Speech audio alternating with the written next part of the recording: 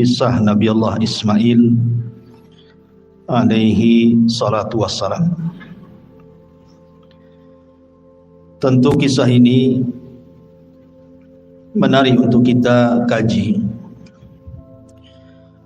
karena bagaimanapun Nabi Allah Ismail adalah kakek buyut daripada Nabi kita, Nabi Muhammad sallallahu alaihi wasallam. Nanti kita akan jelaskan nasab dari Nabi kita sampai kepada Nabi Allah Ismail alaihi salatu wassalam. Ma'asyiral muslimin yang dimuliakan Allah Subhanahu wa taala. Di dalam Al-Qur'an Allah Subhanahu wa taala sebut tentang kisah Ismail ini 12 kali di 8 surat dalam Al-Qur'an. Di antaranya surah Al-Baqarah, kemudian terulang di Al-Imran, kemudian terulang di An-Nisa, kemudian juga pada surah Al-An'am, pada surah Ibrahim, kemudian Al-Anbiya, surah Sad, dan juga surah Maryam. Artinya cukup lengkap kisah Ismail alaihi salatu wassalam disebutkan di dalam Al-Quranul Karim. Kalau kita melihat kepada nasab daripada Ismail sampai kepada Rasul kita Nabi besar Muhammad sallallahu alaihi wasallam. Jadi Ismail alaihi salatu wassalam itu memiliki 12 putra. Jadi anak-anak Ismail itu semuanya 12, satu perempuan. Di antara nama-namanya disebutkan oleh Imam Ibnu Ishaq, seorang pakar sejarah. Di antara anak-anak Ismail itu ada namanya Nabit, kemudian Qaidar, kemudian Misha, kemudian Musmi, kemudian Mashi, kemudian Ad-Daus, kemudian Arur, kemudian Yatur, kemudian Nabish, Tima, Qaidum, dan yang terakhir perempuan namanya Nasma. Ini seluruhnya 12 putra dan satu putri Ismail alaihi salatu wassalam. Lah dari keturunan Ismail itu ada namanya Nabit. Nabit putra Ismail. Nabit ini punya anak namanya Yasjub ibn Nabit. Kemudian Yasjub punya anak namanya Ya'rub ibnu Yasjub ibnu Thabit ibn Ismail. Disinilah keluar kalimat Arab dari Ya'rub. Kemudian Ya'rub punya anak namanya Firah. Kemudian Firah punya anak namanya Nahur. Kemudian Nahur punya anak namanya Muqawwim, dan Muqawwim punya anak namanya Udad. Lah Udad inilah ayahanda daripada Adnan. Artinya Adnan inilah yang disepakati bahwa Nabi SAW nasabnya sampai kepada Adnan. Adnan sendiri punya 2 anak. Yang pertama Ma'ad dan yang kedua Ak. Ma'ad ini tinggal di Hijaz, Mekah dan Madinah. Sementara Ak ini menikah dengan orang Yaman, dengan kabilah Asy'ariyun dari keturunan Qahtan. Dan Qahtan itu kabilah bagian daripada Jurhum, artinya masih keturunan Arab. Sehingga kemudian Adnan inilah yang menyatukan antara Arab Yaman dan Hijaz, karena Ak putranya menikah dengan salah satu putri Yaman dari keturunan Qahtan Asy'ariyin. Sementara Ma'ad ini tinggal di Hijaz. Lah kalau kita melihat nasab Nabi SAW, kita lihat Nabi SAW namanya Muhammad ibnu Abdullah ibni Abdul Muttalib, ibni Hashim, ibni Abdul Manaf, ibni Qusay, ibni Kilab, ibni Murrah, ibni Ka'ab, ibni Lu'ay, ibni Khuzaimah, ibni Mudrikah, ibni Ilyas, ibni Mudhar, ibni Nizar, ibni Ma'ad. Dan Ma'ad tadi saya katakan putra siapa? Adnan. Dari Adnan kemudian naik lagi Udad, ibni Muqawwim, ibni Nahur, ibni Firah, ibni Ya'ruf, ibni Yasjub, ibni Nabit, ibni Ismail. Baru Ismail ibni Ibrahim. Dari sini nyambung bahwa Ismail adalah kakek buyut daripada Nabi kita Muhammad sallallahu alaihi wasallam. Jadi yang kita akan ceritakan ini Nabi yang mulia. Karena bagaimanapun Ismail adalah kakek buyut Nabi kita. Kita harus tahu sejarahnya. Ma'asyiral muslimin yang dimuliakan Allah Subhanahu wa taala. Sepakat para ahli sejarah bahwa nabi-nabi sebelum Ibrahim itu semua keturunan Nuh alaihi salatu wassalam. Tetapi setelah Ibrahim alaihi salatu wassalam diutus, maka tidak ada nabi dan rasul satu pun kecuali keturunan Ibrahim. Jadi kalau sebelum Ibrahim, sepakat ulama sejarah bahwa para nabi keturunan daripada Syam putra Nuh. Tetapi setelah Ibrahim diutus, maka tidak ada nabi dan rasul kecuali turunan Ibrahim. Makanya Ibrahim disebut Abul Anbiya, bapaknya para nabi. Lah Ibrahim sendiri memiliki banyak anak sebenarnya, karena istrinya juga banyak. Walaupun yang masyhur dia menikah dengan dua wanita, Hajar dan Sarah kan gitu ya. Tapi ada wanita lain dinikahi Ibrahim punya anak. Putra Ibrahim itu antara 7 sampai 8, tetapi yang masyhur adalah Ismail dari istrinya Hajar dan Ishak dari istrinya Sarah. Kemudian dari Ishak lahirlah seorang nabi juga namanya Yakub. Dan dari Yakub ini lahir 12 keturunannya, salah satunya Nabi Yusuf alaihi salatu wassalam. Dan dari 12 ini berkembang biak dan disebut dengan Bani Israel. Dari turunan Yakub ini ribuan para nabi muncul dan diutus kepada Bani Israel dan ditutup dengan kenabian dan kerasulan Isa ibnu Maryam alaihi salatu wassalam. Ini dari jalur Ishak. Tapi kalau dari jalur Ismail tidak ada yang jadi nabi. Tidak ada yang jadi nabi. Baru setelah kemudian keturunannya sampai kepada Abdul Muttalib. Abdul Muttalib punya anak namanya Abdullah. Dari Abdullah inilah lahir Nabi akhiruz zaman, Khatamul Anbiya wal Mursalin, Rasul Muhammad sallallahu alaihi wasallam. Itu kalau kita bicara nasab. Tentu ketika cerita Ismail tidak lepas daripada kisah ibundanya Hajar. Lalu siapa Hajar ini? Ada yang mengatakan bahwa Hajar ini, kalau menurut versi Yahudi, ia adalah seorang budak yang berada di istana Farainah, istana Fir'aun Mesir kala itu. Kemudian dihadiahkan kepada Sarah dan menjadi budak Sarah. Tentu sebagian ulama membantah kalau Hajar itu seorang budak, karena di sini ada berbau merendahkan kepada Nabi kita Muhammad sallallahu alaihi wasallam, seolah-olah dia turunan budak dan seolah-olah Sarah itu lebih afdal dibandingkan Hajar, dan seolah-olah Yahudi lebih afdal dibandingkan Islam. Nanti menuju ke situ.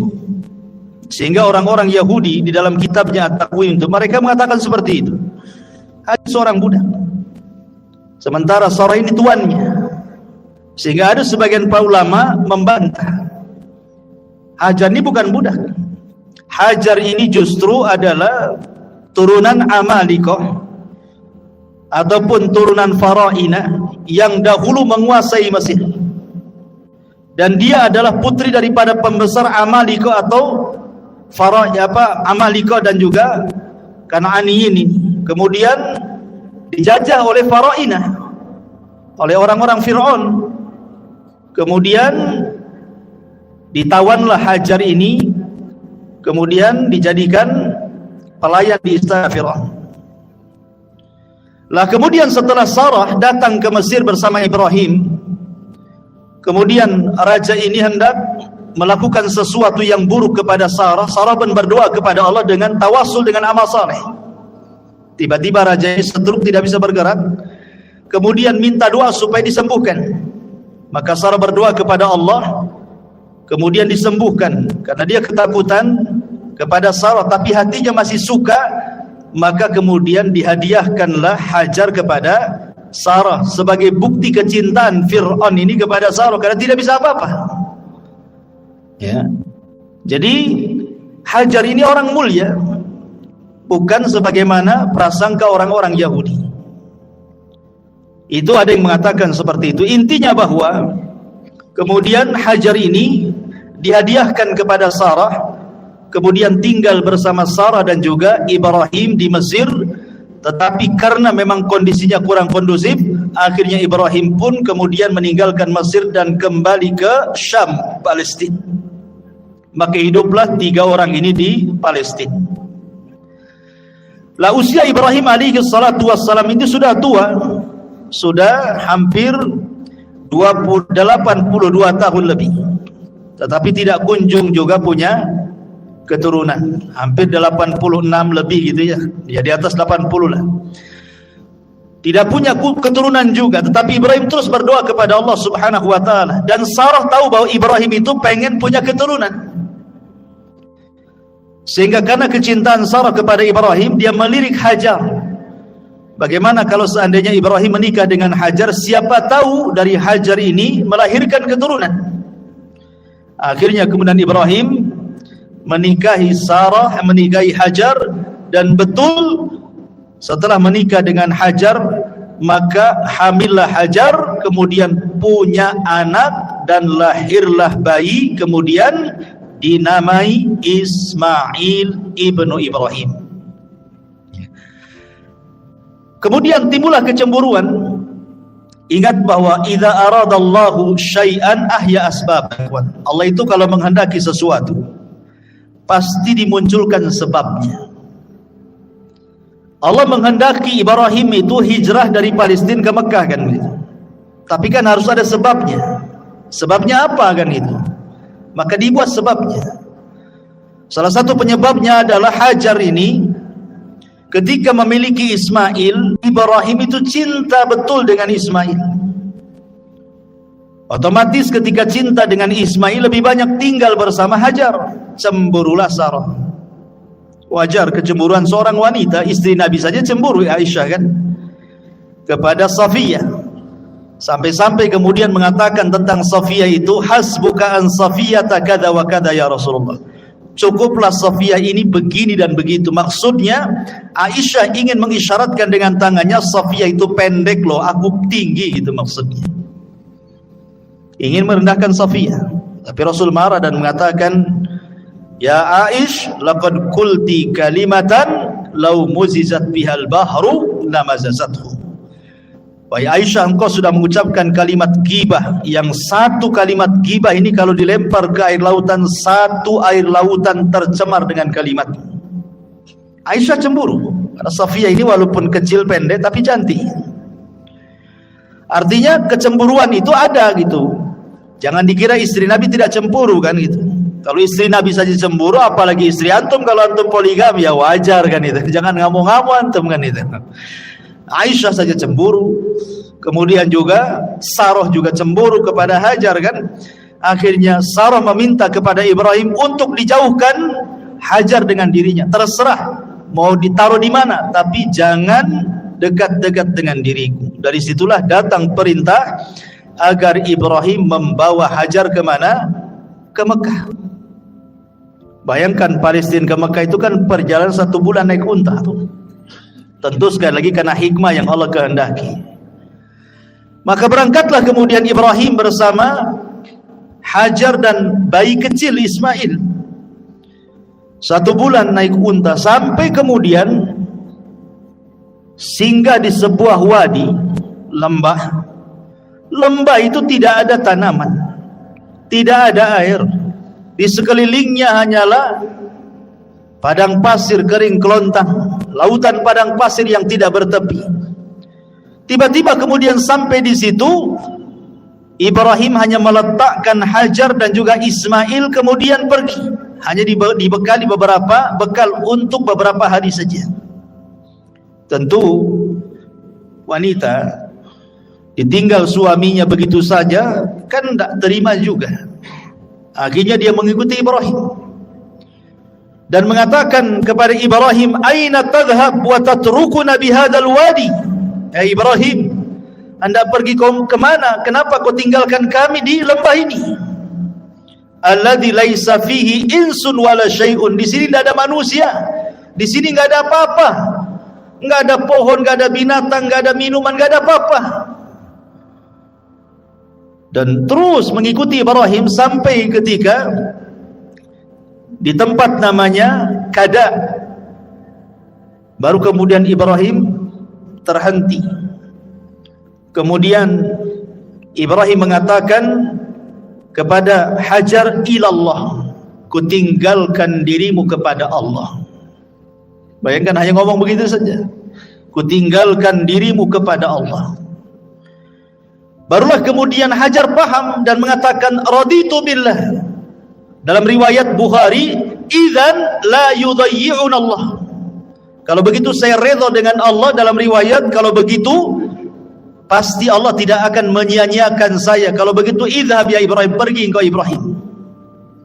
Dari sini ada pelajaran besar bagaimana Hajar dan juga Ismail kecil mengajarkan kepada kita sifat tawakkul ala Allah, sifat tawakal.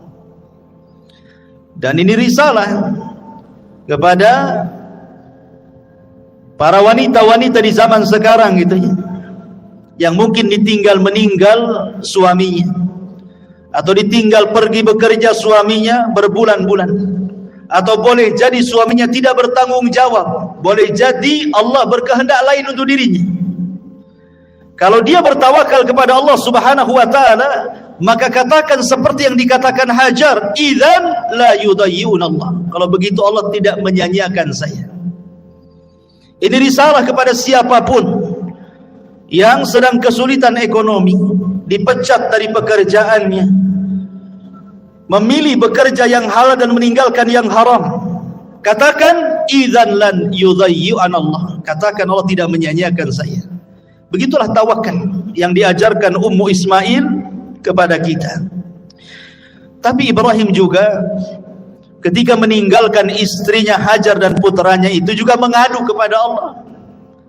Kenapa begini perintahnya gitu ya? Kenapa enggak ada perintah lain saja?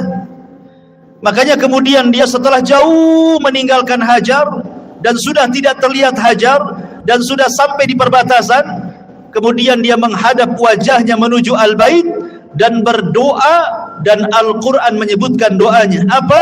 Inni askantu min dzurriyyati biwadin ghairi dzi zar'in 'inda baitakal muharram. Ya Rabb, kenapa aku meletakkan dari keturunanku di sebuah lembah yang tidak ada tanaman, di sisi baitmu, rumahmu yang sangat mulia? Kemudian Ibrahim alaihi salatu wassalam terus berdoa kepada Allah Azza wa Jalla. Tetapi bagaimanapun Allah menghendaki yang lain.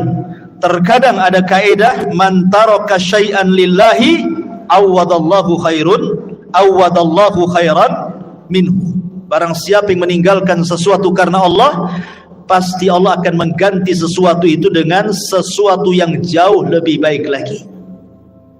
Boleh jadi kalau seandainya Hajar tetap bersama Ibrahim di Palestina dan Sarah, tentu kehidupannya akan seperti itu saja kan. kecemburuan dan begitu seterusnya kan. Tetapi ketika kemudian dia rela meninggalkan Ibrahim dan juga istri pertamanya, harus ditempatkan di sebuah tempat, semua karena Allah, dan dia yakin Allah tidak menyia-nyiakan dirinya. Akhirnya kemudian justru itulah awal sejarah yang tidak pernah bisa dilupakan umat manusia sampai sekarang. Sekarang yang banyak diceritakan Hajar bukan Sarahnya kan. Karena berkat sejarah Hajar inilah ada manasik haji. Ya. Ada manasik haji, di antara manasik haji itu adalah perbuatan Hajar ketika dia mencari air dari Bukit Safa ke Marwah. Kemudian ada air Zam-Zam. Tetapi kisah Sarah kan hanya sampai di situ. Tetapi kisah Hajar dikenal, bahkan meninggalkan ibadah yang luar biasa kepada kita, termasuk juga peninggalan ma'u Zam-Zam, air yang luar biasa berkahnya di permukaan bumi. Sampai hari ini kita bisa menikmati air itu bagi siapa yang datang ke Mekah Al-Mukarramah untuk haji ataupun umrah. Luar biasa. Jadi jangan takut kalau orang meninggalkan sesuatu karena Allah, itu pasti Allah akan ganti sesuatu itu yang lebih baik lagi. Seseorang bekerja di tempat yang penuh dengan riba, dia tahu riba haram, maka sedikit-sedikit dia keluar dari situ mencari yang halal. Insya Allah ternyata yang halal lebih tenang, boleh jadi lebih berkah dunia dia dan akhirat dia. Jangan takut meninggalkan sesuatu karena Allah subhanahu wa ta'ala, karena Allah tidak mungkin menyia-nyiakan hambanya yang meninggalkan karena dia. Ma'asyiral muslimin yang dimuliakan Allah azza wa jalla, ketika kemudian Hajar sudah ditinggalkan oleh Ibrahim bersama putranya Ismail, habis bekalnya, hanya beberapa hari saja. Apalagi yang dihajatkan seseorang di tengah padang pasir itu adalah minuman. Minuman sudah tidak ada, mereka hampir kehausan. Anda bayangkan, seolah-olah Ibrahim ini secara kasat mata sengaja membiarkan kedua manusia ini suruh mati. Tetapi bukan itu kehendak Ibrahim, ini semua kehendak Allah. Allah kalau menghendaki sesuatu pasti ada hikmah di dalamnya. Makanya ketika itu Ismail ditinggalkan oleh Hajar mencari air ke sana kemari. Naiklah dia ke Bukit Safa. Kemudian nampak ada air macam fata morgana di Marwah, lari dia ke Marwah. Saking paniknya si bolak-balik saja itu Safa Marwah sampai 7 kali putaran. Dia khawatir dengan putranya Ismail karena mendengar dia menangis. Saat dia pulang dan hendak melihat Ismail, dia mendengar suara. Rupanya suara itu datang daripada Jibril yang datang hendak menolong keduanya. Ketika kemudian mendekati putranya Ismail, rupanya di sampingnya ada Jibril alaihi salam. Ada yang mengatakan Jibril kemudian menghentakkan sayapnya persis di belakang punggung Ismail, seolah-olah ingin mengatakan bahwa Zam-Zam ini miliknya Ismail, karena ditaruh di situ gitu ya, di belakang Ismail, belakang punggung Ismail, ditancapkan kemudian sayapnya. Kemudian Jibril pergi, dan Jibril sempat mengatakan la takhafu dhai'ata fa innaha huna baitun lillah yabni hadzal ghulam wa abuhu wa annallaha la yudayyi'u ahlahu. Kata Jibril sebelum pergi, wahai Ummu Ismail, jangan takut, Allah menyia-nyiakan dirimu. Tidak, Allah tidak akan menyia-nyiakan dirimu. Di sini kelak akan dibangun Baitullah, rumah Allah, yang akan membangunnya ni anakmu Ismail yang masih bayi dan bapaknya kelak Ibrahim. Dan Allah tidak akan menyia-nyiakan siapapun yang dekat dengan Baitullah ini. Kemudian Jibril pergi. Begitu dalam riwayat Bukhari. Lah kemudian ketika melihat ada air muncrat dari tanah, maka segeralah kemudian Hajar membendungnya. Dalam bahasa Arab, membendung itu artinya zam. Jadi dikumpulkan di bendung sambil mengucapkan zam. Maka kemudian air itu menjadi Zam-Zam. Sampai kata Nabi SAW, kalau seandainya Ummu Ismail tidak membendung Zam-Zam, niscaya Zam-Zam itu akan memenuhi seluruh padang pasir satu Arab itu. Dari situlah kemudian akhirnya Ismail dan juga Hajar minum dari air Zam-Zam berhari-hari tanpa makan sudah cukup. Ya, karena air Zam-Zam itu disabdakan oleh Nabi SAW. Apa sabda Nabi SAW tentang Zam-Zam? Zam-Zam ini adalah ta'amu tu'min wa syarabu sukmin, kata Rasul. Zam-Zam ini adalah makanan yang bisa dikonsumsi dan minuman bagi orang yang punya penyakit untuk mengobati sakit. Jadi walaupun minum air Zam-Zam itu sudah kenyang, bahkan dikisahkan dari sahabat Abu Dzar Al-Ghifari radhiyallahu anhu. Jadi Abu Dzar Al-Ghifari itu pernah 1 bulan ketika safar, habis bekal makanannya, tinggal air Zam-Zam. Akhirnya kemudian dia minum saja air Zam-Zam 3 hari sehari. Rupanya kata Abu Dzar, hatta samintu, sampai aku gemuk gara-gara minum terus air Zam-Zam. Enggak makan dia 30 hari. Abu Dzar Al-Ghifari radhiyallahu an tidak makan, hanya minum saja 30 hari. Kata dia, aku minum terus selama 30 hari dalam safarku sampai aku gemuk, tidak ada satupun badan kecuali gemuk, gitu ya. Bayangkan coba. Ya, dan Zam-Zam itu harus diyakini sebagai obat. Jangan katakan coba-coba. Saya ingin cobalah menyembuhkan penyakit dengan Zam-Zam. Jangan dicoba air Zam-Zam itu. Air Zam-Zam itu bukan percobaan. Air Zam-Zam itu wahyu. Air berkah, nggak usah dicoba. Langsung diimani, langsung diyakini bahwa dia adalah obat untuk segala penyakit. Minum saja, bismillah. Tawakal kepada Allah, ikhlas kepada Allah. Jangan coba-coba. Kalau coba itu ragu-ragu artinya. Jangan main coba-coba, langsung bismillah, tawakal ala Allah, yakin, ikhlas, ya. Insyaallah. Zam-Zam itu sebagaimana sabda Rasul, ta'amu tu'min wa syarabu sukmin. Dia adalah makanan sekaligus juga obat. Bahkan bisa mengabulkan niat peminumnya. Ma'u Zam-Zam lima syuribalahu. Air Zam-Zam itu akan mengabulkan setiap peminumnya. Maka akhirnya kemudian berhari-hari, entah berhari-hari, entah berbulan-bulan, tidak disebutkan, sampai akhirnya datanglah dari arah Yaman rombongan kabilah dari Jurhum.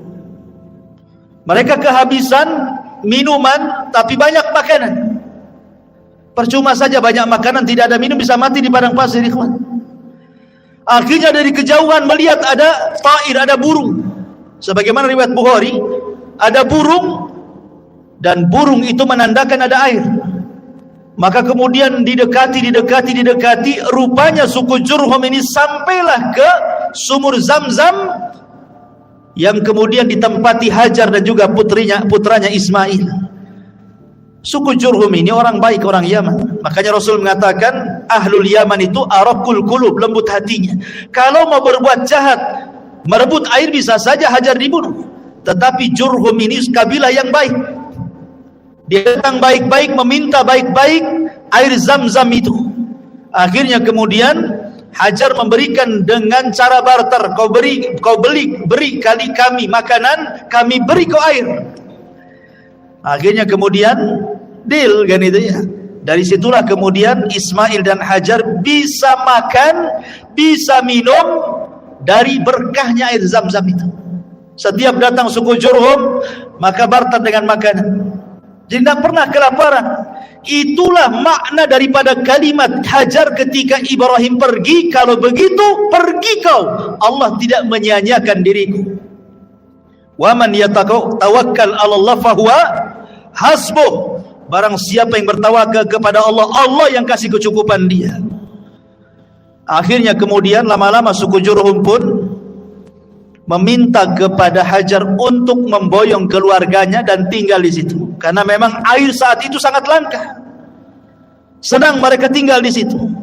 Maka lambat laun kemudian suku Jurhum tinggal di sekitar Zam-Zam. Kemudian hari demi hari, bulan demi bulan, tahun demi tahun, ramailah di sekitar Zam-Zam itu kabilah Jurhum.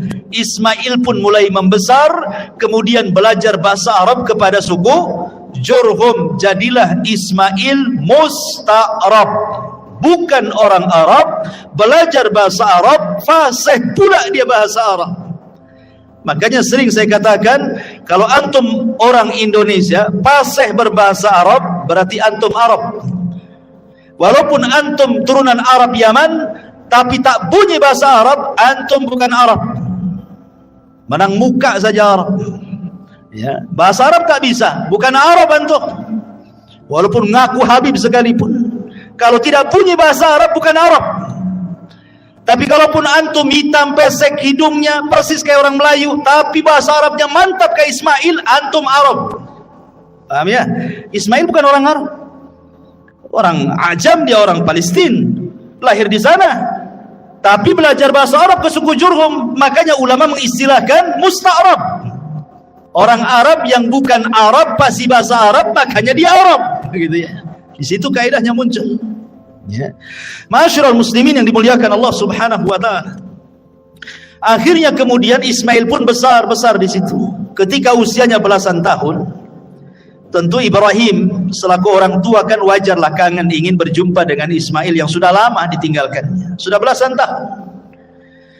Makanya kemudian ketika kemudian Ibrahim alaihi salatu wassalam safar dari Palestina menuju Mekah ingin berkunjung dan melihat istri dan juga putranya yang sudah belasan tahun itu. Akhirnya kemudian Ibrahim pun sampai. Ketika sampai itulah kemudian Ibrahim alaihi salatu wassalam dimimpikan malam harinya. Apa mimpinya? Inni ara fil manami anni adbahuka fanzur madza tara. Wa Ibrahim, wa Ismail, ayahmu bermimpi semalam bapakmu menyembelih dirimu. Betul-betul menyembelih dalam mimpinya itu. Bagaimana pendapatmu? Ya. Maka Ismail alaihi salatu wassalam, orang yang terdiri dari ummu Ismail, wanita yang paling tawakal. Makanya kemudian Ismail tanpa ada keraguan mengatakan, ya abatif al ma tu'mar satajiduni insyaallahu minas sabirin. Wahai bapakku, kalau itu perintah Allah, insyaallah engkau akan mendapati aku termasuk anak yang sabar. Kenapa Ismail mengucapkan kalimat insyaallah? Hikmah di balik Ismail mengucapkan kalimat insyaallah itu seolah-olah Ismail ingin mengatakan seperti ini. Kalau aku redha aku disembelih, engkau pun wahai bapakku redha aku disembelih, tapi Allah tidak redha, maka engkau tidak dapati aku termasuk hamba yang sabar. Kenapa? Karena ini akal-akalan kamu saja. Tetapi kalau seandainya aku redha disembelih, engkau redha disembelih, Allah pun redha, maka kau akan dapati aku termasuk anak yang sabar. Kenapa? Karena ini bukan akal-akalan kamu, tapi ini perintah Allah. Itu maksudnya. Makanya dia mengatakan, satajiduni insyaallahu minas sabirin. Kau akan dapati aku termasuk hamba Allah yang bersabar insyaallah, kalau Allah berkehendak. Itulah kandungan makna insyaallah. Penting kita mengucapkan kalimat insyaallah itu. Ya. Bukan kalimat ragu-ragu insyaallah itu, tapi kalimat berkah. Ya. Karena biasanya di masyarakat kalau sudah main-main insyaallah itu dimain-mainkan itu, seolah-olah ragu-ragu kan. Besok datang nggak ya? Karena nggak mau datang, cuman bilang nggak mau datang, malas, takut tersinggung, main insyaallah kan? Insyaallah katanya. Padahal memang niatnya nggak mau datang. Insyaallah katanya. Gitu ya. Bisa saja insyaallah lah datang. Tapi kalau sudah memang nggak niat datang, bilang aja saya nggak datang besok. Kecuali kalau antum janji mau datang, itulah penting mengucapkan insyaallah kan. Karena ketika antum janji mau datang, bisa saja di jalan macet, bisa saja di jalan kecelakaan, bisa saja ada masalah, maka baru kemudian ucapkan kalimat insyaallah. Baik, ma'asyiral muslimin yang dimuliakan Allah Azza wa Jalla. Maka akhirnya kemudian Ibrahim pun betul-betul menyembelih Ismail, dan ini sudah saya kisahkan panjang lebar di sini. Bagaimana Ibrahim betul-betul menggorok leher Ismail itu, tapi Allah buat pisau yang tajam jadi tumpul. Jadi digini-gini tetap saja nggak berdarah-darah tuh. Dari situ Allah melihat kesungguhan Ibrahim sudah melaksanakan perintahnya lewat mimpinya, karena mimpi seorang nabi itu wahyu masalahnya. Maka Allah Subhanahu wa taala langsung mengirim penyeru dan menyeru dari langit, dan mengatakan, ya ayya Ibrahim qad saddaqta ru'ya, wahai Ibrahim kau sudah membenarkan mimpi. Maka disitulah Allah katakan, wa fadainahu bidzibhin azim wa taraknahu lil akhirin, kami ganti Ismail dengan kambing gibas, dan akan menjadi cerita bagi orang-orang setelahnya sampai hari ini. Kisah itu diceritakan dan menjadi syariat bagi umat Islam tentang kurban, ya. Ma'asyiral muslimin yang dimuliakan Allah Azza wa Jalla, selesai kisah penyembelihan ini, maka kemudian Ibrahim balik lagi ke Palestina. Ismail kemudian menjadi laki-laki yang tumbuh dewasa gitu. Lah setelah Ismail kemudian tumbuh dewasa, maka Allah takdirkan Hajar meninggal dunia di usia yang sudah tua juga, 80 tahunan ke atas Hajar meninggal. Kemudian Ismail tertarik dengan wanita Jurhum, menikahlah Ismail dengan wanita Jurhum. Masalahnya disebutkan di dalam sejarah, bahkan juga diriwayatkan dalam Sahih Bukhari, bahwa ketika kemudian Ismail alaihi salatu wassalam menikah dengan wanita Jurhum itu, Ibrahim mendengar putranya sudah menikah. Maka Ibrahim dari Palestina datang ke Mekah ingin melihat istri daripada Ismail. Kemudian ketika dia berkunjung kepada rumah Ismail, Ismail sedang pergi, sedang mencari kerja, sedang mencari maisha. Maka kemudian Ibrahim bertanya kepada istri pertama Ismail yang dinikahi ini tentang bagaimana kehidupannya. Tiba-tiba kemudian ngeluh dia dan mengatakan, nahnu bisyarrin, nahnu fi dhikin wa syiddatin, fasyakat ilaihi. Hidup kami ini susah, kata istri pertamanya ini. Hidup kami dalam kejelekan, hidup kami tidak senang, hidup kami dalam kemiskinan, susah makan, macam-macam diadukan kepada Ibrahim. Ini istri Ismail tidak tahu kalau di depannya itu Ibrahim, ya, karena dia ngaku dia mertuanya kan gitu. Akhirnya kemudian Ibrahim ini melihat ini kok istrinya aneh, ini kok ngeluh-ngeluh gini nih, berarti Ismail ini salah cari jodoh nih. Akhirnya kemudian Ibrahim sebelum pergi, dalam Sahih Bukhari dijelaskan, Ibrahim menasihati istrinya, nanti kalau datang suamimu Ismail, katakan pesan dari saya, ghayyir atabata babik. Kemudian pergi Ibrahim. Ketika Ismail kemudian pulang, diceritakan sama istrinya bahwa ada orang tua sifatnya seperti ini. Kaget dia, lah itu orang tua saya, kenapa kau tidak memuliakan dia? Kata istri, saya tidak tahu itu orang tuamu. Akhirnya kemudian kata Ismail, berpesan apa itu orang tuaku kepadamu? Kata istrinya, dia hanya berpesan, ghayyir atabata babik, katanya, ganti tangga menuju rumah depanmu, katanya. Kata Ismail, oh iya, yang dimaksud atabat itu adalah engkau, aku disuruh menceraikan kamu, katanya. Wasiat Ibrahim. Akhirnya diceraikan istri pertamanya. Kemudian setelah diceraikan istri pertamanya, terdengarlah oleh kabilah Jurhum Ismail menceraikan istrinya. Akhirnya kemudian banyak pembesar-pembesar Jurhum itu yang menawarkan putrinya. Bagaimanapun Ismail ini tokoh kan gitu ya. Dia pemilik Zamzam, orang-orang Jurhum mereka sangat berhajat kepada Zamzam, dan itulah ekonominya selama ini mereka hidup. Akhirnya kemudian ada salah satu daripada pembesar Jurhum itu menawarkan putrinya yang salehah untuk menikah dengan Ismail. Akhirnya kemudian Ismail pun menikah dengan istri keduanya, tapi tetap Ibrahim hendak mengujinya. Datang kedua kalinya kepada istri yang keduanya, kemudian bertanya soal kondisi kehidupannya. Maka kemudian kata istri keduanya, dia menceritakan, nahnu bi khairin, katanya, kami dalam kondisi baik, wasaatin, dan dalam kondisi lapang. Padahal kehidupannya susah, tapi dia tetap mengatakan baik dan kondisi lapang. Berarti baik akhlaknya tuh. Kemudian ketika itu, karena istri keduanya kan tidak tahu kalau itu ayahanda daripada Ismail, tetap dia menghormatinya. Diambillah daging kambing, kemudian sebagai menjamu tamu, kemudian diambillah air Zamzam, kemudian disodorkan kepada Ibrahim. Kalau istri pertama nggak keluar tuh sama sekali itu jamuan-jamuan itu ya. Ini istri keduanya betul-betul muliakan tamu. Maka Ibrahim senang dengan istri keduanya, kemudian berdoa kepada Allah, Allahumma barik li ta'amikum wa syarabikum. Ya Allah, berkahi makanan kalian, ya Allah, berkahi minuman kalian, ya Allah, tetapkan rumah tangga kalian berdua. Kemudian Ibrahim mengatakan, nanti kalau sampai anakku, sampaikan pesan bapaknya. Apa? La tughayyir atabata babik. Jangan kau ganti lagi tangga menuju depan rumahmu, katanya. Nah, itu istrimu tuh katanya. Akhirnya Ismail pulang, kemudian diceritakan istri keduanya. Kata Ismail, ayahku menyuruh agar aku tidak menceraikan kamu. Lihat. Tapi di sini syahidnya Ibrahim mendoakan apa? Mendoakan makanan dan minuman. Yang ketika itu makanan yang didoakan oleh Ibrahim apa? Daging kambing dan juga air Zam-Zam. Sejak itulah kambing dan Zam-Zam di Mekah menjadi berkah.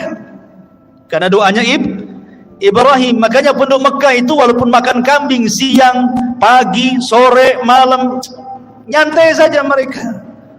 1 tahun mereka pagi, siang, sore makan kambing, nggak ada cerita naik darah, naik kolesterol, stroke, nggak ada. Coba antum pakai kambing Batam, sebulan saja pagi kambing, siang kambing, malam kambing, pagi sate, siang gulai, rawon lagi sorenya, malamnya tengkleng. Sebulan saja. Apa nggak naik itu tensinya? Ya. Masyaallah muslimin yang dimuliakan Allah Azza wa Jalla. Intinya bahwa kemudian Ismail pun tetap tidak menceraikan istrinya karena dapat istri yang soleh. Dari istri inilah lahir 12 keturunannya yang saya sebutkan di mukaddimah tadi. Kemudian setelah itu Sarah meninggal, maka Ibrahim kemudian hijrah dari Palestina dan bergabung bersama Ismail. Disinilah terjadi pembuatan Ka'bah, pembangunan Ka'bah yang sempat roboh. Kisahnya adalah, jadi ketika kemudian Allah Subhanahu wa taala perintahkan Ibrahim untuk membangun Ka'bah dan juga putranya Ismail, maka mulailah kemudian Ibrahim dan juga Ismail mencangkul bagian Ka'bah yang akan dibangun sampai kemudian mendapati pondasi. Dan ketika di zaman jahiliyah pernah kan dirobohkan karena terkena banjir sehingga Ka'bah rusak. Kemudian oleh Al-Walid ibn Mughirah dan orang-orang Quraisy digali sehingga sampai kepada pondasi awal Ka'bah yang berwarna hijau. Ya, pondasinya itu warna hijau. Ya. Lah Ibrahim juga sama, karena Ibrahim itu tidak mulai dari pondasi, karena pondasi sudah ada sejak zaman para malaikat membangunnya. Ada yang mengatakan Adam yang membangunnya gitu. Jadi Ibrahim itu hanya meninggikan saja. Maka mulailah kemudian Ibrahim dan Ismail meninggikan dari atas pondasi itu bangunan Ka'bah. Dan bentuknya memanjang karena Hijar masuk ke dalamnya. Tapi di zaman jahiliyah ketika Ka'bah itu hancur hanya dibangun separuh saja sehingga Hijar keluar. Hijar Ismail keluar gitu ya. Kalau di zaman Ibrahim masuk Hijar itu. Ya, dan juga pintunya 2. Pintu masuk, pintu keluar. Kemudian di tanah. Kalau sekarang kan pintunya di atas gitu ya. Agak sulit, orang-orang tertentu saja masuk. Kalau orang dulu kan siapa aja bisa masuk gitu ya. Intinya bahwa ketika kemudian sudah dibantu oleh Ismail pembangunan Ka'bah, sampai kemudian ada satu tempat yang itu khusus untuk satu batu, kurang satu batu, maka Ibrahim meminta kepada Ismail untuk mencari batu. Kemudian pulang, rupanya yang dibawa itu Hajar Aswad, batu dari sorga. Ibrahim tahu ini Hajar Aswad, dulunya warnanya putih tapi menjadi hitam karena dosa anak Adam, kata Rasul. Maka diletakkan Hajar Aswad di Ka'bah sebagai pelengkap Ka'bah itu. Dan Hajar Aswad ini menjadi kiblat bagi kita kaum muslimin ketika sholat kita. Dan pernah hilang 20 tahun, dicongkel oleh orang-orang Syiah. Ketika Syiah menyerbu Mekah ketika itu kan sampai di pantai ribuan jemaah haji itu, sampai orang yang nempel di kiswah Ka'bahnya di pantai itu orang-orang Syiah itu. Dicongkel itu Hajar Aswad, dibawa ke Bahrain. 20 tahun hilang Hajar Aswad itu. Tapi setelah Hajar Aswad dicuri sama orang-orang Syiah itu, dibawa ke Bahrain, banyak azab menimpa Bahrain. Akhirnya takut dibalikin lagi setelah 20 tahun. Ya. Masyaallah muslimin yang dimuliakan Allah Subhanahu wa taala, intinya bahwa Allah Subhanahu wa taala menggambarkan dalam Al-Qur'an, "Inna awwala baitin wudi'a lin-nasi lalladzi bi Bakkah mubarakan wa hudan lil alamin fihi ayatun bayyinatun maqamu Ibrahim wa man dakhalahu kana amina walillahi 'alan nasi hajjul baiti man istata'a ilaihi sabila wa man kafara fa innallaha ghaniyyun 'anil alamin." Sesungguhnya rumah yang mula-mula dibangun untuk tempat beribadah manusia adalah Baitullah yang ada di Bakkah ataupun Mekah, yang diberkahi dan menjadi petunjuk bagi semua manusia. Di sana terdapat tanda-tanda yang jelas, di antaranya makam Ibrahim. Barang siapa memasuki Baitullah, amanlah dia. Dan di antara kewajiban manusia terhadap Allah adalah melaksanakan ibadah haji ke Baitullah, yaitu bagi orang-orang yang mampu mengadakan perjalanan ke sana. Barang siapa yang mengingkari kewajiban haji, maka ketahuilah Allah Maha Kaya bagi seluruh alam semesta. Ketika Ibrahim sudah selesai itu membangun Ka'bah. Dan apabila dia capek, maka dia berdiri di samping Ka'bah yang kemudian menjadi makom Ibrahim. Makom dulu tempat istirahatnya di situ, makanya makom sekarang kan. Ya. Jadi setelah selesai, Allah perintahkan kepada Ibrahim untuk mengajak seluruh manusia yang ada di bumi suruh haji. Ibrahim gimana? Harus datang kemana-mana mengajak manusia haji, perlu berapa waktu ke timur, ke barat, ke selatan, ke utara. Jadi Ibrahim mengatakan, "Ya Rabb, tidak mungkinlah saya berjalan ke sana kemari," kan itu. Tapi Allah mengatakan, "Ya Ibrahim, aku tidak suruh kau jalan ke sana kemari. Aku suruh kau berteriak dari Mekah. Nanti kami yang sampaikan suaramu ke ujung barat, ke ujung timur, ke selatan dan ke utara." Dan ini mukjizatnya Ibrahim. Cukup kau serukan manusia untuk haji, suaramu sampai di sana nanti, gitu maksudnya. Maka Ibrahim pun menyerukan manusia untuk haji, suaranya kemana-mana, masuk ke telinga semua manusia. Subhanallah, seruan Ibrahim masih melengket di telinga kita sampai hari ini. Semua datang ke Mekah, ya, semua datang ke Mekah kan. Alhamdulillah, seruan Ibrahim sampai hari ini melekat di telinga-telinga kaum muslimin. Wa'adzin finnas, ya, dan serukan kepada manusia untuk haji, ya'tuka rijalan wa 'ala kulli dhamirin ya'tin min kulli fajin ami, kata Allah. Maka akan datang dari semua belahan negeri untuk menziarahi Ka'bah. Sadaqallahul azim. Lihat bagaimana sekarang dari penjuru negeri datang ke Mekah. Subhanallah, tidak ada orang yang bosan datang ke Mekah dalam rangka haji dan umrah. Ya, buktinya orang yang hari-hari umrah belakangan punya travel umrah pula dia. Saking pengen terus ke sana bolak-balik ini. Begitulah Allah cintakan manusia untuk haji. Ma'asyiral muslimin yang dimuliakan Allah Subhanahu wa taala. Kemudian Nabi Ibrahim alaihi salatu wasalam wafat, dan Allah Subhanahu wa taala kemudian menggantikan estafet dakwah Ibrahim kepada pundak Ismail. Makanya Allah Subhanahu wa taala firmankan di dalam surah Maryam ayat 54-55, "Wadhkur fil kitabi Ismail innahu kana shadiqal wa'di wa kana rasulan nabiyya." Ceritakan wahai Muhammad fil kitab, di dalam Al-Qur'an, tentang Ismail. Dia adalah orang yang sangat jujur dan amanah. Wa kana rasulan, dia seorang rasul, nabiyan, dan seorang nabi. Diutus kepada siapa kalau dia seorang rasul? Ismail diutus kepada seluruh bangsa Arab. Jadi Ismail nabinya bangsa Arab. Dia seorang rasul dan seorang nabi. Wa kana ya'muru ahlahu bis salati waz zakati wa kana inda rabbih mardiyya. Dan dia memerintahkan keluarganya untuk salat, zakat, dan dia di sisi Allah sangat diridhai, sangat disukai. Ismail diangkat menjadi nabi dan rasul dan berdakwah setelah Ibrahim kepada seluruh bangsa Arab. Dan subhanallah, asar Ismail sampai kepada di masa jahiliyah, di masa diutusnya Nabi SAW. Sampai ketika Rasul datang ke Gua Hira untuk tahannut, untuk i'tikaf di Gua Hira, belum diangkat jadi nabi. Kemudian Rasul SAW tafakkur di situ, beribadah kepada Allah Azza wa Jalla, beribadah atas syariat siapa coba? Kan belum diangkat jadi nabi, belum ada syariat kan? Jadi Rasul beribadah di atas syariat Ismail. Dia beribadah di atas syariat Ismail, tafakur dalam gua itu. Ya, karena belum ada syariat yang diberikan kepada Rasul seperti sholat, zakat, puasa, Quran dan begitu seterusnya, maka dia tafakur ala syariat Ismail. Di atas syariat Nabi Allah Ismail alaihi salatu wassalam, sampai datang Jibril dan mengangkat Nabi sallallahu alaihi wasallam sebagai nabi dan juga rasul.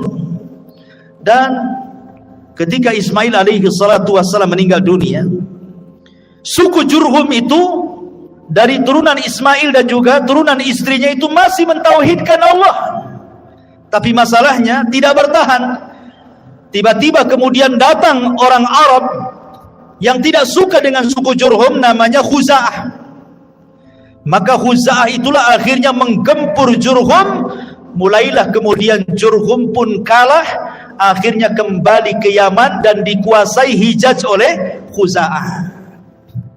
Lah sebelum kemudian Khuza'ah ini menguasai Jurhum pandai karena ekonomi mereka dari Zamzam. Disitulah air Zamzam dipendam sama orang-orang Jurhum supaya jangan direbut Khuza'ah, dipendam sampai akhirnya beratus-ratus tahun hilang Zamzam itu. Ketika kemudian dikuasai oleh Khuza'ah tidak menemukan di mana letak air Zamzam itu. Subhanallah, di antara salah satu tokoh daripada tokoh Khuza'ah ada namanya Amr ibn Luhai. Amr ibn Luhai. Amr ibn Luhai inilah, dialah yang pertama kali merubah agama Ismail dan juga Ibrahim di kota Arab. Di negeri Arab itu dialah yang pertama merubahnya. Karena dia yang membawa patung Hubal dari Syam kemudian meletakkan di dalam Ka'bah. Makanya Rasul mengatakan, inni ra'aitu Amr ibn Luhai fin nari yajurru am'a'ah. Aku melihat Amr ibn Luhai terburai ususnya di neraka karena dia yang pertama kali merubah syariat Ibrahim. Amr ibn Luhai ini. Sejak itulah Amr ibn Luhai mengasas akidah musyrik, menyembah berhala. Akhirnya tidak ada satupun orang Arab kecuali menjadi penyembah berhala, kecuali hanya beberapa orang yang bisa dihitung dengan jari yang masih beragama Ismail dan Ibrahim, seperti Waraqah ibn Naufal, ya, kemudian ayahanda Said ibn Zaid, ya, kemudian beberapa orang, ya, tidak banyak itu yang masih beragama Hanafiyah Sam'ah, termasuk Nabi SAW masih berpegang dengan syariat Ismail, ya. Tetapi yang lainnya semua menjadi penyembah berhala. Lah baru di zaman Abdul Muttalib, di zaman Abdul Muttalib inilah baru kemudian ditemukan air Zamzam. Jadi begini kisahnya. Abdul Muttalib ini, ikhwatu fiddin, muliakan Allah Azza wa Jalla, ketika itu menjadi Sayyidul Arab, pemimpin Arab, karena Quraisy itu dipimpin oleh dua kabilah. Kabilah Bani Abdi Manaf dan kabilah Bani Khuza'ah, kabilah Bani Khuza'ah, Makhzum, Bani Makhzum. Ada Bani Makhzum, kabilahnya Abu Jahal. Ada kabilahnya Bani Abdi Manaf, kabilahnya Bani Hashim, kabilah Nabi SAW. Jadi yang lain itu kabilah-kabilah kecil. Yang besar ini nih, Bani Makhzum dan Bani Abdi Manaf. Jadi gantian tuh, kadang-kadang yang menjadi pemimpin dari keturunan Makhzum, kadang-kadang dari Bani Abdi Manaf. Lah ketika itu yang menjadi pemimpin adalah dari Bani Abdi Manaf, Abdul Muttalib. Tapi setelah Abdul Muttalib meninggal, diambil alih oleh Bani Makhzum, Abu Jahal menjadi pemimpinnya, ya. Jadi Abdul Muttalib ini bermimpi ketika dia sedang tertidur di Hijr Ismail. Didatangi malaikat dan mengatakan, ihfir at-tayyibah, ihfir at-tayyibah, galilah at-tayyibah, benda yang baik. Kemudian besoknya mimpi lagi, didatangi lagi malaikat yang sama dengan mengatakan, ihfir al-barrah, ihfir al-barrah, katanya. Barrah ini apa? Benda yang baik ini. Kemudian yang ketiga kalinya, 3 hari berikutnya mimpi lagi, ihfir al-madrunah, katanya. Galilah sesuatu yang tersimpan. Abu Talib makin bingung. Hari keempatnya bermimpi lagi, baru jelas-jelas mengatakan, ihfiriz Zamzam, katanya. Kamu harus menggali Zamzam. Oh, baru paham maksudnya. Kemudian dia dikasih tahu tanda-tandanya.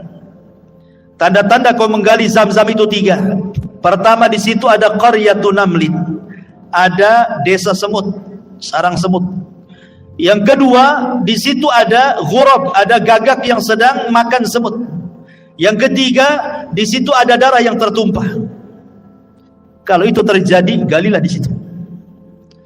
Akhirnya suatu hari Abdul Muttalib ini sedang berjalan-jalan di Sya'b Arab ini. Rupanya dia melihat kok banyak semut di situ. Kemudian dia melihat ada gagak yang sedang matuk-matuk semut itu. Tiba-tiba ada unta lari dikejar oleh tuannya, sedang kabur unta itu. Rupanya unta itu tertangkap persis di sarang semut itu, kemudian oleh pemiliknya langsung disembelih. Tertumpahlah darahnya di situ. Dia teringat mimpinya tuh. Oh, ya jangan-jangan di sini, karena mimpinya persis kayak gitu kan. Sarang semut, ada gagak, ada tumpahan darah di situ. Jangan-jangan di sini dia. Ketika itu Abdul Muttalib belum punya anak banyak, cuma satu namanya Al-Harith. Karena belum punya nazar ketika itu. Akhirnya sama Al-Harith diajak, ayo kita gali di sini, jangan-jangan di Zamzam nih. Digalilah berdua. Orang-orang Arab membiarkan, disangkanya Abu Talib dia ngapain, mimpi saja cari Zamzam itu katanya. Rupanya ketika digali-digali, nampak pondasinya, pondasi Zamzam itu. Bertakbirlah Abdul Muttalib, Allahu Akbar, Allahu Akbar. Oh, datang kabilah-kabilah Quraisy. Tiba-tiba setelah ditemukan Zamzam, kabilah Quraisy mengatakan kepada Abdul Muttalib dan mengatakan, ya Abdul Muttalib, kami semua adalah Bani Ismail, keturunan Ismail. Kami juga punya hak dengan Zamzam ini. Bayangkan, ketika menggali mereka nengokin, sudah ketemu mereka mengaku itu Zamzam kami juga katanya. Karena kami semua keturunan Ismail dan ini adalah Zamzamnya Ismail katanya. Kata Abdul Muttalib, tidak bisa. Aku yang menemukannya, ini dikhususkan untukku. Kata mereka, tidak bisa. Kalau engkau tidak berbagi dengan kami siap perang katanya. Oh, ngajak perang. Akhirnya kemudian kata Abdul Muttalib, apa enggak ada pendapat yang lebih baik kecuali harus perang? Kata mereka, kalau begitu kita harus datang kepada orang pintar dari Bani Sa'ad, dari Hudzail katanya. Di situ ada dukun sakti. Biar dukun itu menentukan apakah Zamzam itu milikmu atau milik kita semua katanya. Akhirnya masing-masing kabilah mengutus beberapa utusan. Ini Bani Hudzail, Bani Sa'ad ini di ujung Syam loh, perbatasan Syam. Sementara orang-orang ini di Hijaz. Kalau mereka mau datang ke dukun yang ada di perbatasan Syam itu, harus melewati berbulan-bulan padang pasir. Coba bayangkan juga. Hanya ingin nemuin dukun aja tuh. Berangkatlah mereka. Subhanallah, di tengah jalan kehabisan bekal, kehabisan minum, banyak mati. Sehingga hanya beberapa orang saja yang masih hidup. Akhirnya mereka pun sudah tidak bisa lagi melanjutkan perjalanan dan hampir menguburkan hidup mereka sendiri karena tidak sanggup lagi, masih jauh perjalanan. Sementara air sudah nggak ada. Kemudian mereka mengatakan, kata Abdul Muttalib, sebaiknya kita berpencar saja. Kita cari air, mudah-mudahan mungkin di sekitar sini ada air, masing-masing gak dapat rezeki gitu. Akhirnya berpencarlah mereka. Qadarullah, ketika Abdul Muttalib hendak pergi, ketika dia menginjak padang pasir, sandalnya itu ketika diangkat keluar air. Akhirnya mereka pun minum dari situ. Mereka ditolong oleh Abdul Muttalib lagi nih. Dari situlah mereka mengatakan, sudahlah Abdul Muttalib, tidak perlu kita datang ke dukun, kami menyerah, Zamzam itu milikmu karena engkau sudah menolong kami semua di sini. Balik lagi tidak jadi ke dukun. Dari situlah Zamzam miliknya Abdul Muttalib. Tapi masalahnya Abdul Muttalib sudah tahu nih, kalau dibiarkan dia meninggal bisa masalah Quraisy, perang nih gara-gara Zamzam. Disitulah dia bernadar kepada Allah agar diberikan anak 10 untuk menjaga Zamzam, dan sebagai imbalannya satu di antara mereka akan aku korbankan. Allah takdirkan dipenuhi nazarnya. Abdul Muttalib pun punya anak 10, salah satunya namanya Abdullah, ayahanda Nabi.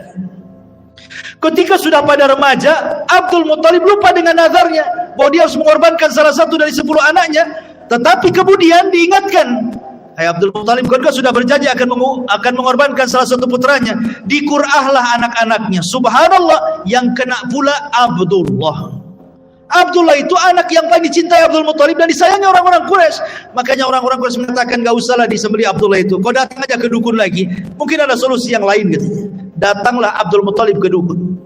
Kata dukun, cobalah dikocok kayak arisan katanya. Ya, tulis dalam 2 kertas, satu nama Abdul Muttalib, satu 10 unta. Kocok siapa yang keluar, kalau 10 unta berarti selamatlah Abdullah. Kau sembelih 10 unta, bagikan fuqara wal masakin katanya. Dikocok, keluar Abdullah. Lah, keluar Abdullah. Akhirnya kemudian pasang lagi 10 ekor unta. Dikocok Abdullah lagi keluar, pasang lagi 10 ekor unta. Sampai akhirnya 10 kali pasang. Berarti sudah 100 ekor unta tuh. Baru keluar unta. Akhirnya dia terpaksa menyembelih 100 ekor unta loh ya.